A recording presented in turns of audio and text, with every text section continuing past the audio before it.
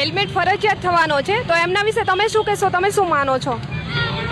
આ હેલ્મેટ માટે આ સરકારે જે કંઈ આ કાયદો કાઢ્યો છે એ બધો ખોટો જ છે. કારણ કે હવે હેલ્મેટ પહેર્યું હોય ત્યારે પાછળથી આપણે વાહનવાળાને સીટી આપણે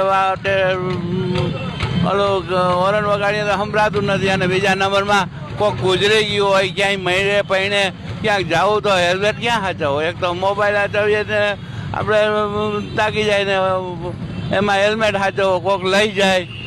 અને મોટરસાઇકલમાં રાખીએ તો કોઈક લઈ જાય. અને સાચવવો ક્યાં? એક નાના છોકરાની જેમ એને સાચવવો. થેલામાં રખાતો નથી, થેલીમાં રાખીએ તો એ ઉપાધિ બધી.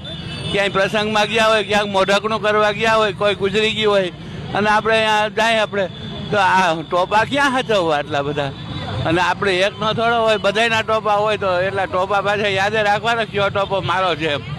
એટલે આ બધી તો સરકારની ખરેખર તો સિટીમાં જે કાયદા છે એ તો બહુ ખરાબ જ છે. હાઈવે ઉપર બરાબર છે, પણ સિટીમાં અને ટોપા પહેર્યા હોય તો માણસને એક્સિડન્ટ થાય છે ને મરી જાય છે. ટોપા પહેર્યા ગાઈડના કાચ બાજ અંદર કરી જાય ગળામાં ને એમાં. તો ટોપો કોઈ એવું નથી કે આપણો જીવ બચાવી દે.